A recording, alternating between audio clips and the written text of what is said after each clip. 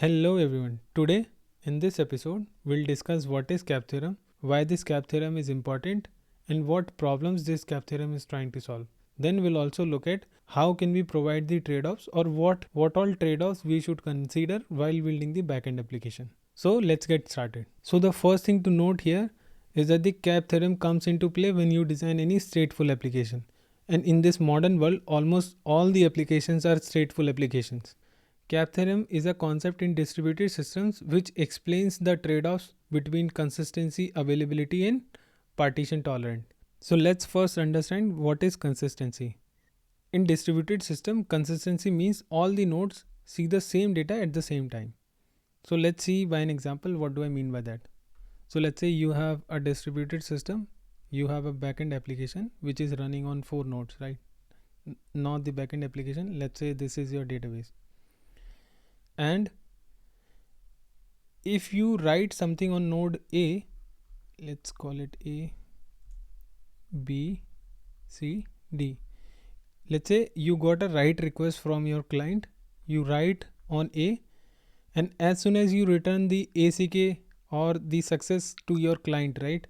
Now other clients want to read this same data, right? Then they should see the same copy. That's what consistency means. So basically consistency means that all the nodes in the distributed system see the same copy of the data at the same time.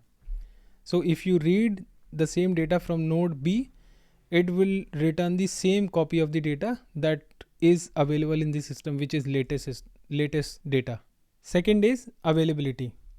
So availability simply means if your client is calling your system anytime, they should always get the response, be it successful response or a failure response, but they always get the response from your system. So let's understand this by an example. So let's say again you have a distributed system or a backend application and you have 3 nodes, right? So if your clients connect with node A, they get the response. If your clients connect with node B, they get the response. And if your clients connect with node C, they always get the response. So in this scenario, and it doesn't matter when your client is trying to connect with the system. So if your clients always get the response from your application, then this application is considered highly available. And the third one is partition tolerant. So the partition tolerant is a bit complicated property of a system. So let's understand this by an example. So let's say you have a backend application which is deployed on multiple nodes, right? And all of these nodes are connected via network, right? So they are connecting, let's call it node A, B, C and D. And all of these nodes are connected via network, right? And we know that this network is not reliable. So let's say this node is experiencing some partition. So partition tolerance means your system is up and running even if there is some network partition. And in this case, there is a network partition. Network partition. Why there is a network partition? Let's assume this node is not able to communicate with other nodes, right? So in this case, there is a network partition. So what do you do? So in case of network partition, when there is a network partition, you have to choose either availability or consistency, but you cannot choose both. So that's what cap theorem tells us. If there is a network partition, then we have to pick one property of the system, which is either consistency or availability, but we cannot choose both. So let's see here in this case, in this topology, we have the network partition and this node is not able to connect with other nodes, right? What do we choose in this case? Let's say we pick consistency. That means, and we already said consistency means all the nodes in the system should see the same data at the same time. So if you write something on A and you write on something on B, then if you query the data from A, then the copy of the data will be different. And if you copy the data from, if you read the data from B, then the copy will be different. So in case of network partition, you cannot allow writes if you want your system to have the consistency in the system, right? So in case of network partition, you cannot allow writes. That's what consistency means. Let's say if we pick availability. So let's say we want to build a system which is available and partition tolerant. So in this case, there is a network partition, right? And these nodes are not able to communicate with this node. So what do we do in this scenario? We want to build this system so that it's available. So if your clients try to connect with this node, they should always get the response. And if they are connecting with this node, node B, and they are still getting the response, that means even if there is a network partition and these nodes are not able to communicate with each other, but they are still up and running, right? So they can respond to your client request. So in this case, your system is available and partition tolerant. And we saw if you pick consistency and partition tolerant, then if there is a network partition, you cannot allow any writes in the system. So that's the downside of picking partition tolerance and consistency. So if you pick consistency, you trade off your availability of the application. Now let's try to understand this CAP theorem in real systems. So let's first pick DynamoDB. So Amazon Web Services provides a beautiful, very robust backend system which you can use to store your data, which is a key value store.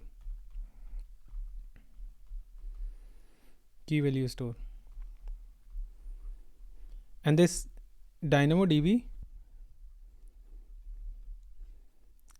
claims that their system is AP, which means according to CAP theorem, this is available, highly available and partition tolerant.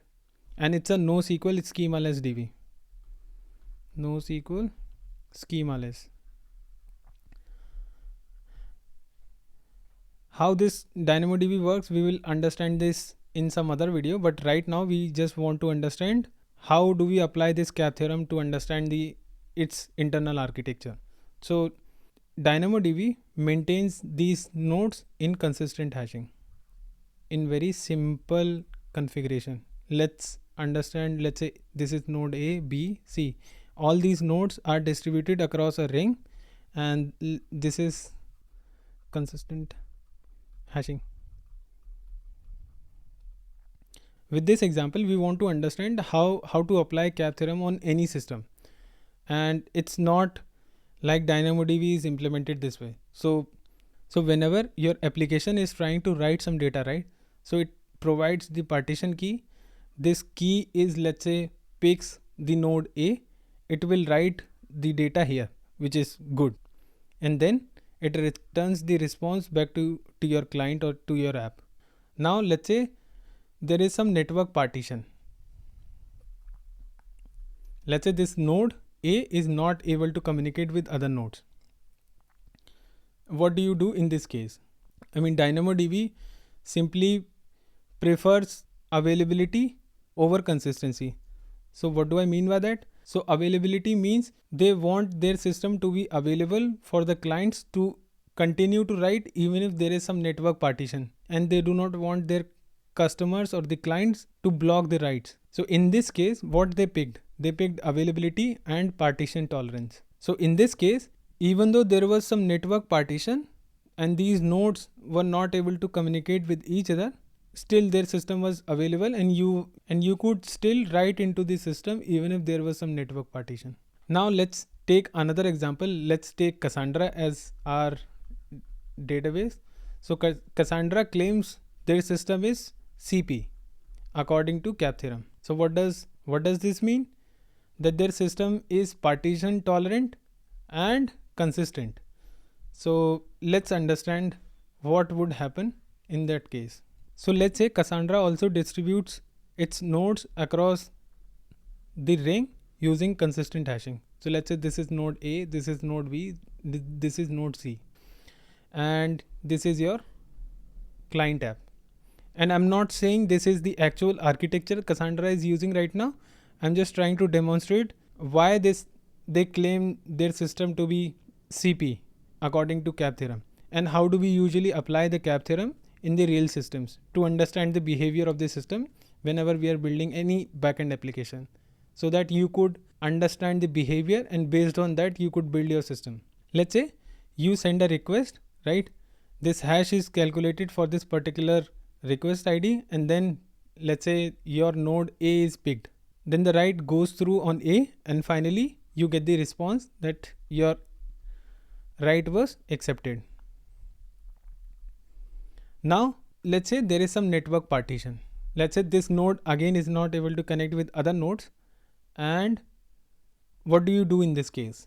So what does Cassandra do in this case? It will not allow any writes in the system because they claim it to be consistent and partition tolerant. So if there is some partition tolerant, they trade off with availability over consistency. That means if there is some network partition, you won't be able to write into the system, or the system will not allow you to write any data until this network partition has been resolved. Now let's try to understand the system which has only consistency and availability, but there is no partition tolerant support. So like we discussed in the beginning, partition tolerance or the cap theorem explains the behavior of a system or the trade-offs in the distributed environment, and partition tolerance only occurs in the distributed systems. Why? When you have multiple nodes connected over the network and they are not able to communicate with each other, right? Now in this scenario where we only have consistency and availability, but there is no partition tolerance, and this partition tolerance can only occur in distributed system. Hence this type of system might exist in theory, but it cannot exist in real life. Why? Because it has to be distributed system, right? It has to be distributed system, and if you have a distributed system, you always have the partitions, network partition, right? So it's a counterintuitive, right? This is only possible for a single node. So let's say you have this node A and your clients are trying to reach or trying to connect with your application, right? In this case there is not a possibility for any partition, right? Hence this system is CA. So you get the response in this case. So for this CA system, consistency and availability but not partition tolerance system to have in real life, we cannot have multiple nodes connected over the network.